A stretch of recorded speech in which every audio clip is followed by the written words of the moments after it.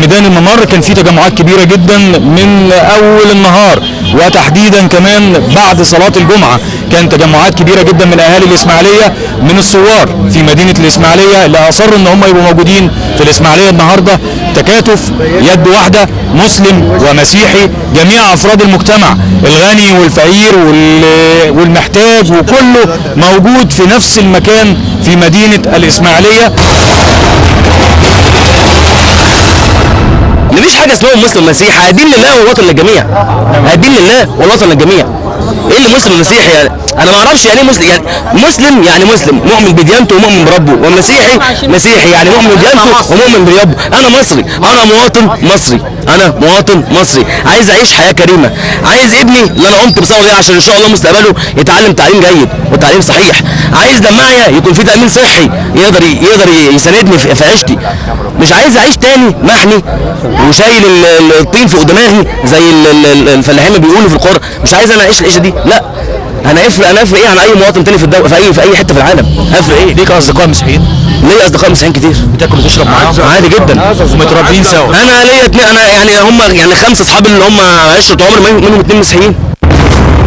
الفتنه الطائفيه مننا فينا، لا احنا مسلم ومسيحي ايد واحده ماشي، وبناكل ونشرب مع بعض، وما عمر ما اي حاجه هتفرقنا عن بعض خالص.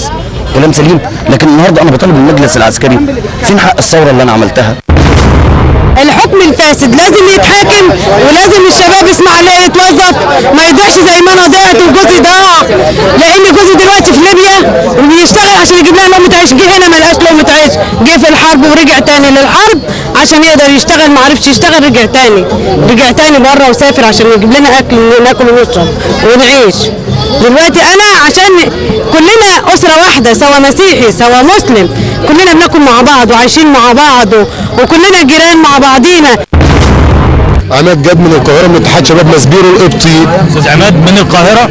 وجاي اسماعيليه هنا تشارك هنا؟ وجاي هنا شارك اخواتي في اسماعيليه لمطالب الثوره اللي قامت 25 يناير لحمايه شباب الثوره وحمايه شباب مصر. وهي واحد، دم الشهيد ده فوق اي اعتبار، ده راجل ضحى بحياته، ضحى بمستقبله، ضحى بكل كيان ليه عشان خاطر البلد دي تعلو.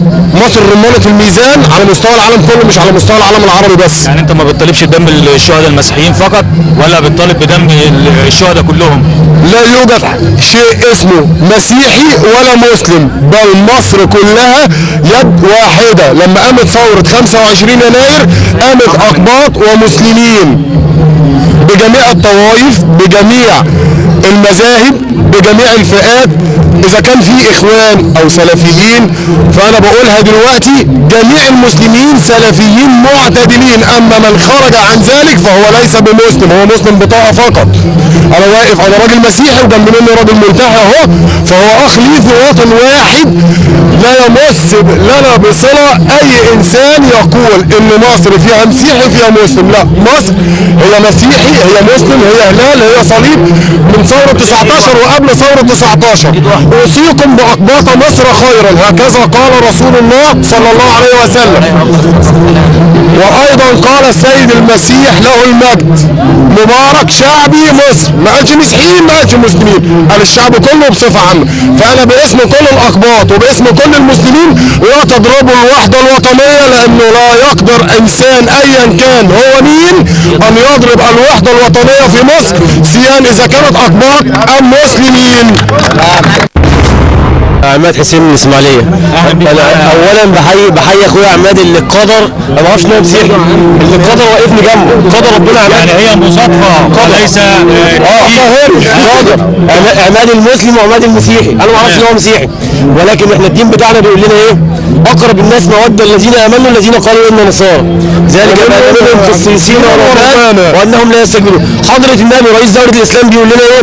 من اذى ذميا فانا حجيجه يوم القيامه. اللي يأذي واحد مسيحي من اهل الكتاب، اللي يقف ضد يوم القيامه حضره النبي. فاحنا في مصر بقالنا مليون سنه عايشين مسلم ومسيحي ايد واحد زي ما بيقولوا كده، ما حدش هيفرق بيننا.